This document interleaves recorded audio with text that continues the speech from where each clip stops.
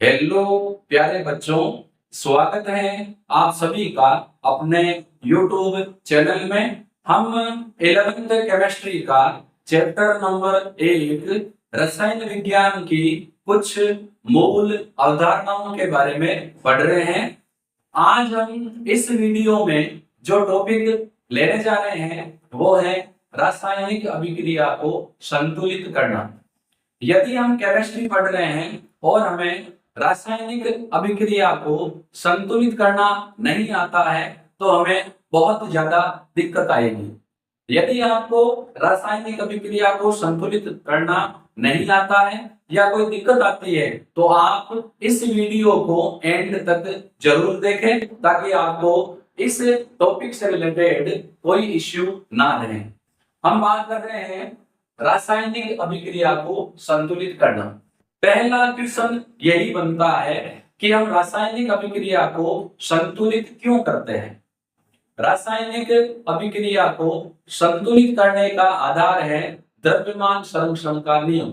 इस नियम के अनुसार पदार्थ न तो नष्ट होता है और ना ही उत्पन्न, अर्थात एक रासायनिक अभिक्रिया में अभिकारकों का कुल द्रव्यमान उत्पादों के कुल द्रव्यमान के बराबर होता है। लेकिन यदि रासायनिक अभिक्रिया संतुलित नहीं है तो एक असंतुलित रासायनिक अभिक्रिया में अभिकारकों और उत्पादों का कुल द्रव्यमान बराबर नहीं होता है। इसीलिए हम एक रासायनिक अभिक्रिया को संतुलित करते हैं। आप लोगों ने 10th क्लास में रासायनिक अभिक्रिया को संतुलित करने की हिट एंड ट्रायल विधि के बारे में पढ़ा होगा। जैसे मैं एक सिंपल सा यहां पर एग्जांपल ले रहा हूं। यदि हम मैग्नीशियम धातु के रिबन यानी फित्ते को जलाएं तो यहां पर क्या बनता है, मैग्नीशियम ऑक्साइड।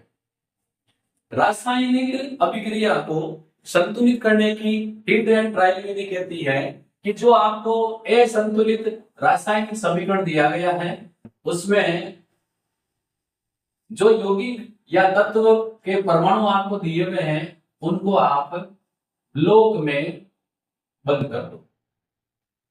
ब्लॉक में बंद करने का मेन पर्पज यही है कि हमें इस ब्लॉक में कोई छेड़खानी नहीं करनी। जब हम रासायनिक अभिक्रिया को संतुलित करते हैं तो जो भी संख्या हमें लिखनी है इस ब्लॉक के आगे लिखनी है, पीछे कुछ भी नहीं करना है। जो सूत्र हमें दिए जा रहे हैं, जो रासायनिक अभिक्रिया हमें दी जा रही है उसमें हमें किसी प्रकार की छेड़खानी नहीं करनी है, इसीलिए हमने इसको ब्लॉक में बंद कर दिया है। अब जो भी संतुलित करने के बाद संख्याएं हमें मिलेगी उसको इस ब्लॉक के आगे लिखना है, पीछे कुछ नहीं लिखना है। अब जैसे हमने मैग्नीशियम ऑक्साइड को ब्लॉक में बंद कर दिया तो हमें इसके अंदर कोई छेड़खानी नहीं करनी है। ऑक्सीजन को ब्लॉक के अंदर बंद कर दिया, इसमें छेड़खानी नहीं करनी है। मैग्नीशियम को ब्लॉक में बंद कर दिया, इसमें कोई छेड़खानी नहीं करनी। पहली बात तो ये। अब संतुलित करने के बाद जो संख्याएं हम लिखेंगे वो आगे लिखनी है। जैसे इसमें लिखने तो यहाँ लिखेंगे, यहाँ पर इसमें लिखनी है तो ऑक्सीजन यहाँ आगे लिखेंगे और इसमें लिखने है तो इसमें भी कहाँ लिखेंगे, ऑक्सीजन के आगे। अब देखो उसके बाद सेकंड चीज ये है कि मान लो हमने ब्लॉक में बंद कर दिया। अब इसके बाद हमें हर एक परमाणु की गिनती करनी है कि पहले कितना है और बाद में कितना है। पहले का मतलब अभिकारक में वो कितना है, बाद में का मतलब है उत्पाद में उसकी संख्या कितनी है। तो देखो मैग्नीशियम यहाँ पर जो है वो 1 है, यहाँ पर भी 1 है। ऑक्सीजन यहाँ पर 2 परमाणु है, यहाँ पर कितना है, 1। तो ऑक्सीजन को हम बैलेंस करेंगे, बैलेंस करने के लिए हम यहाँ कितने से गुणा करेंगे, हमने यहाँ पर 2 से गुणा करना है। 2 से गुणा करते ही, क्योंकि हमने पूरे एचजीओ को 2 से गुणा करना है, जो हमने 2 से गुणा किया है वो पूरे के पूरे मैग्नीशियम ऑक्साइड को 2 से गुणा किया है। अब मैग्नीशियम तो 2 है लेकिन ऑक्सीजन भी कितने हैं, 2। तो ऑक्सीजन की संख्या बैलेंस हो गई। मैग्नीशियम पहले 1 है, उसको भी कितने से गुणा करना है, 2 से।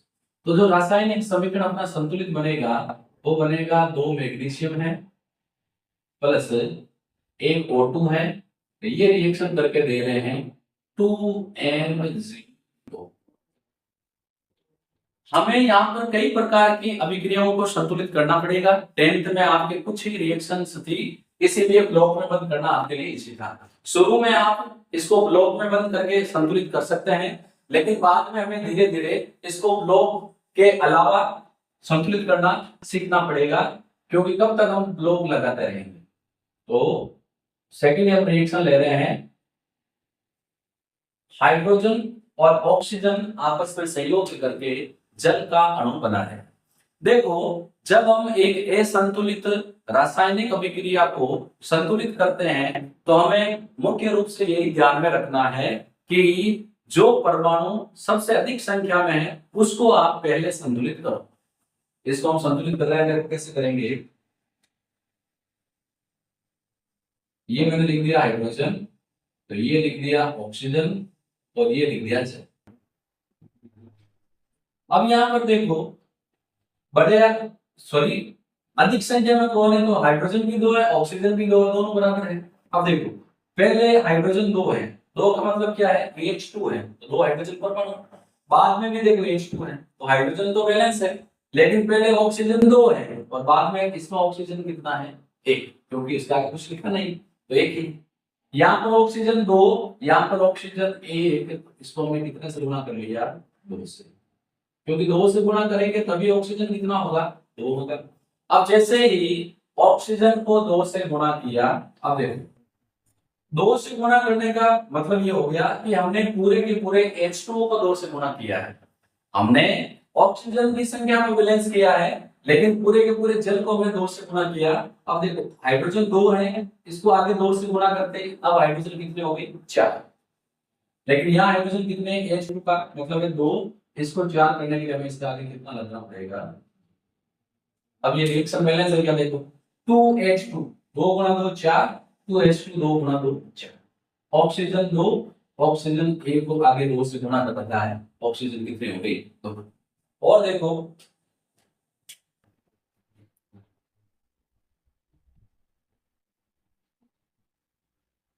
आयरन की रिएक्शन वाटर के साथ, ये 10th क्लास में भी थी, ये बना रहा है Fe3O4 और साथ में दे रहा है हाइड्रोजन। इसको हम बैलेंस कैसे? तो इसको हम वापस लिख लेते हैं, आयरन है, जल है, Fe3O4 है और साथ में क्या है? H2। देखो, यदि हम यहाँ पर अधिक संख्या की बात करें, अधिक संख्या में ऑक्सीजन है 4, तो इस तरफ ऑक्सीजन है 4 और 4 का मतलब ऑक्सीजन 4 है और यहाँ पर ऑक्सीजन कितना है? 1। तो यहाँ 4 है, यहाँ 1 है, तो 4 करने के लिए आगे गुणा करना पड़ेगा कितने से? 4 से। 4 से गुणा करते ही अब हाइड्रोजन कितना हो गया? 4 का डबल 8 हो गए। यहाँ हाइड्रोजन कितना है? 2, तो इसको 8 करने के लिए कितने से गुणा करना पड़ेगा? 4 से। अब देखो Fe यहाँ 3 है, Fe यहाँ 1 है, तो इसको 3 करो, 3 करने के लिए कितने से गुणा करेंगे? 3 से। जब रासायनिक अभिक्रिया को बैलेंस करते हैं तो जो हमें दिया गया सूत्र है उसके आगे ही हम किसी संख्या से गुणा करते हैं। अब 3 से गुणा करते ही Fe हो गया 3 और ये देखो Fe3 3 है। 4 गुणा 1, ऑक्सीजन 1 है, अभी 4 से गुणा कर रखा है, तो 4 ऑक्सीजन, यहाँ भी 4 ऑक्सीजन। हाइड्रोजन 4 का डबल 8, 4 का डबल 8, ये रिएक्शन बैलेंस है। और देखो और रिएक्शन लेते हैं हम जैसे मीथेन गैस को जला रहे हैं, जलाने के लिए ऑक्सीजन चाहिए और ये जलकर कार्बन डाइऑक्साइड और साथ में क्या दे रही है? जल वाष्प। इसको बैलेंस करते हैं, देखो वापस लिख लेते हैं।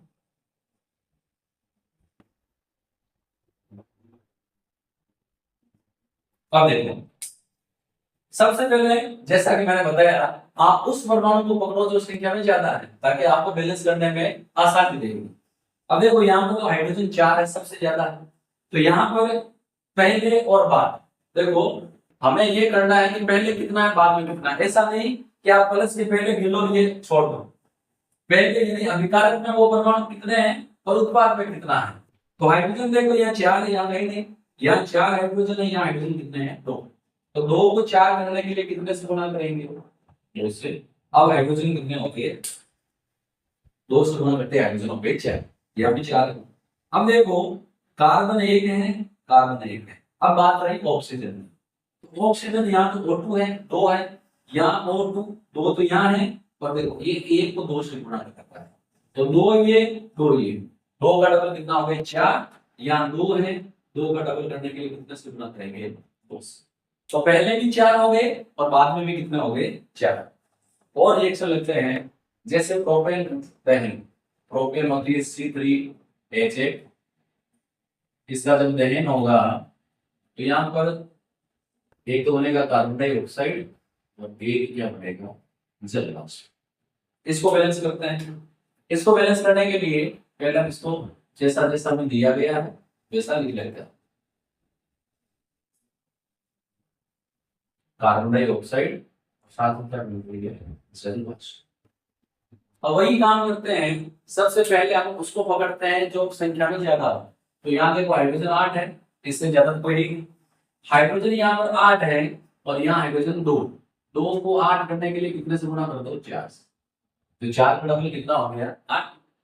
अब इसके बाद कार्बन, कार्बन यहाँ 3 है, यहाँ 1 है, तो 1 को 3 करने के लिए कितने से गुणा कर दो? 3 से। ओके। अब बात रही ऑक्सीजन की। यहाँ तो ऑक्सीजन है नहीं, यहाँ O2 है यानी 2 है, ये और 2 है, इसको गुणा करता 3 से, तो 3 का जो से गुणा करेंगे तो 6। यहाँ 1 है, 1 को गुणा करता है 4 से, तो 4 और 6 कितना हो गया? 10। यहाँ कितना है? यहाँ कितना है? 2। 10 करने के लिए कितने से गुणा करेगा? 5। 5 से गुणा करते हैं, 5 का डबल 10, ये 3 का डबल 6 और 4 10। हाइड्रोजन 4 का डबल 8, हाइड्रोजन 8, कार्बन 3, कार्बन 3। ये रिएक्शन में बैलेंस हो गई। अब रिएक्शन एक और लेते हैं, लेड नाइट्रेट वाला, Pb NO3 2 है, ये डिवाइड होके दे रहा है लेड ऑक्साइड, नाइट्रोजन डाइऑक्साइड और साथ में ऑक्सीजन। देखो लेड नाइट्रेट का अपघटन की ये अभिक्रिया है, इसको बैलेंस कैसे करेंगे?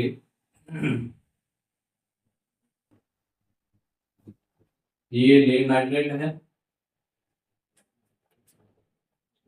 PbO है, NO2 है और साथ में क्या है? अब यहाँ पर अगर हम अधिक संख्या की बात करें तो यहाँ पर अधिक संख्या में देखो 3 ऑक्सीजन यहाँ है और 2 से गुणा कर रखा है। ये थोड़ा विशेष ध्यान रखें कि जो नाइट्रेट आयन है इसको ब्रैकेट में बंद करके नीचे हमने 2 लिखे हैं, तो इसका मतलब ये है कि नाइट्रोजन और ऑक्सीजन दोनों को 2 से गुणा कर रखा है। नाइट्रोजन 2 है, ऑक्सीजन 3 को आगे 2 से गुणा करा करता है, तो ऑक्सीजन कितना हो गया? 6, क्योंकि O3 तो है, आगे 2 से गुणा है तो 6। अब इसको बैलेंस करने के लिए हम सबसे पहले क्या करते हैं? देखो नाइट्रोजन है 2, तो नाइट्रोजन को जैसे हम सपोज करो 2 से गुणा करते हैं। अब ऑक्सीजन कितने हैं? ऑक्सीजन O3 को 2 से गुणा कर रखा है, 6 है, लेकिन इस तरफ देखो 2 का डबल 4, तो 6 1 7।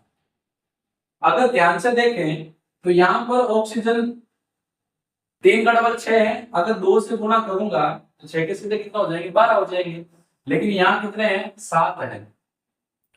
अब ये अपनी मजबूरी बन गई कि जो सम संख्या नहीं आ रही है इसको हमें विषम तो बनाना ही पड़ेगा, यानी इसको तो 2 से गुणा करना ही पड़ेगा। जैसे ही PbO को 2 से गुणा कर देंगे तो लेड भी 2 हो जाएगा, तो यहाँ पर PbO से 2 से गुणा करो, क्योंकि PbO को 2 से गुणा किया तो लेड 2 हो गए, तो इसको भी 2 से गुणा करो। अब इसको 2 से गुणा करते ही सारा खेल बिगड़ जाएगा। 2 से गुणा करते ही ये नाइट्रोजन 1 को 2 से गुणा कर रखा था, 2 था, 2 से और गुणा कर दिया तो नाइट्रोजन कितना हो गया? 4। तो यहाँ पर कितने कर दो? 4 से। तो हमने यहाँ पर गुणा कर दिया 4 से। अब जैसे ही 4 से गुणा किया, अब देखो नाइट्रोजन 2, 2 को 2 से गुणा किया 4, नाइट्रोजन 1 है, 1 को 4 से गुणा कर रखा है, नाइट्रोजन 4 है, लेकिन अब देखो लेड Pb 2 है, Pb को 2 से गुणा कर रखा है, अब ऑक्सीजन देखो O3 है, इसको 2 से गुणा कर रखा था पहले से ही, अपने फॉर्मूले में यही था। 3 का डबल 6 है, इसको आगे 2 से गुणा और कर रखा है, तो 6 का डबल कितना हो गया 12। अब यहाँ देखो ऑक्सीजन 2 है, O2 को 4 से गुणा कर रखा है, तो 4 का डबल 8, 8 और 2 10 और 2 क्या है 12। यानी ये अपना केमिकल रिएक्शन बैलेंस है। और देखते हैं, देखो सोडियम बाइकार्बोनेट है, ये टूट कर देता है सोडियम कार्बोनेट, कार्बन डाइऑक्साइड और जल वाष्प। देखो इस रिएक्शन को बैलेंस कैसे करेंगे, तो हम इसको वापस लिखते हैं। सोडियम बाइकार्बोनेट ये दे रहा है सोडियम कार्बोनेट, कार्बन डाइऑक्साइड और साथ में दे रहा है जल। देखो अगर हम संख्या की बात करें तो कार्बन एक कार्बन कितने हो गए 2 हो गए। ऑक्सीजन देखो 3 2 5 1 6, देखो O3 3 2 5 1 6, तो ऑक्सीजन को 6 करने के लिए O3 है, इसको कितने से गुणा कर दो 10। तो अधिक संख्या वाला ऑक्सीजन था, बाद में 6 था, पहले 3 था, तो 3 को 2 से गुणा करते 6 हो गया। अब Na कितने हो गया 2, Na 2। कार्बन 1 को 2 से गुणा कर रखा 2, कार्बन 1 और 1 2। हाइड्रोजन देखो 1 था, इसको 2 से गुणा कर रखा हाइड्रोजन 2। बैलेंस है। और रिएक्शन देखते हैं, नाइट्रोजन और हाइड्रोजन अभिक्रिया करके दे रहे हैं अमोनिया NH2। अब देखो यहां पर अधिक संख्या की बात करें तो यहाँ नाइट्रोजन 2 है, यहाँ 1 है, हाइड्रोजन 2 है, हाइड्रोजन कितने हैं 3। अब हाइड्रोजन यहाँ पर 2 है, यहाँ पर हाइड्रोजन है 3, तो जाहिर सी बात है अगर मैं इसको बढ़ाऊं, जैसे 2 से गुणा करूं, तो इसको ये 2 से गुणा करते कितना हो गया 4, लेकिन तो 3 है। तो सबसे पहला हमें काम ये करना पड़ेगा कि हाइड्रोजन को सम संख्या में कर दो, 2 से गुणा कर दो। नाइट्रोजन 2 है, 2 से गुणा कर दो, हो गए 2 नाइट्रोजन। नाइट्रोजन 2, 1 को 2 से गुणा कर दो, अब हाइड्रोजन 2 को 3 से गुणा करो, कितना मिल 6, इसको कितने से गुणा कर दो 30, रिएक्शन बैलेंस हो जाएगी। इसके अलावा एक दो रिएक्शन में आपके यहाँ पर और लिख देता हूं, ये देखो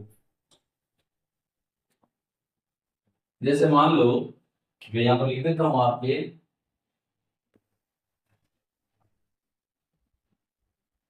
एल्यूमिनियम हाइड्रोक्साइड वाला रिएक्शन है AlOH3, ये टूट के दे रहा है एल्यूमिनियम ऑक्साइड और साथ में क्या दे रहा है H2 जल वाष्प, एक रिएक्शन ये बोलते हैं। अब देखो यहाँ पर अगर ऑक्सीजन की बात करो तो 3 1 4, हाइड्रोजन तो 3 ही है, सॉरी यहाँ पर ऑक्सीजन 1 को 3 से गुणा कर रखा है। ये थोड़ा आप जो ब्रैकेट वाले हैं उनका विशेष ध्यान रखें, पूरे ब्रैकेट को 3 से गुणा कर रखा है, तो ऑक्सीजन 3 हाइड्रोजन 3, ऑक्सीजन 3 1 4 है। फिर अपने ये मजबूरी बन जाएगी एल्यूमिनियम वाले, देखो एल्यूमिनियम कितना 2, तो इसको पहले 2 से गुणा कर, 2 से गुणा करते ही अपने जो समीकरण है वो इसी से बैलेंस हो जाएगा। एल्यूमिनियम को 2 से गुणा कर दिया, 2 हो गए। अब देखो ऑक्सीजन 3 थे, 3 को 2 से गुणा किया, ऑक्सीजन हो गए 6, हाइड्रोजन को 3 से गुणा कर रखा, 2 से गुणा कर लिया, कितना हो गए 6, तो हाइड्रोजन देखो 3 डबल 6, तो इसको कितने से गुणा करो 3 से गुणा करते ही 3H2 मतलब 6, तो 6 हाइड्रोजन यहाँ 6 यहाँ, ऑक्सीजन देखो 3 का डबल 6, 3 और 3 का डबल 6। तो इस प्रकार हम एक रासायनिक अभिक्रिया को बैलेंस कर सकते हैं। रासायनिक अभिक्रिया को बैलेंस करने वाला जो टॉपिक है ये देखने तो मैं ऐसे लग रहा है कि आधे घंटे में हम इसको क्लियर कर सकते हैं, लेकिन जैसे हम कहते हैं practice makes a man perfect, अभ्यास ही आदमी को अनुभवी या परफेक्ट बनाता है, ये सिद्धांत यहाँ पर भी लागू होता है। आप रासायनिक अभिक्रिया को संतुलित करने वाला टॉपिक पर अगर अपनी कमांड करना चाहते हो कि मुझे कोई भी रिएक्शन दी जाए तो मैं उसको झट से कुछ ही मिनटों में बैलेंस कर दूंगा, तो इसके लिए आपको मैक्सिमम प्रैक्टिस करनी पड़ेगी। आपको कहीं भी अनबैलेंस रिएक्शन मिलती है, आप उसको तुरंत ही बैलेंस करने का प्रयास करो। ये वीडियो देखने के बाद इसके अलावा आप कम से कम 10 केमिकल इक्वेशन ऐसी लेंगे जो अनबैलेंस है और आप उनको बैलेंस करने का प्रयास करेंगे।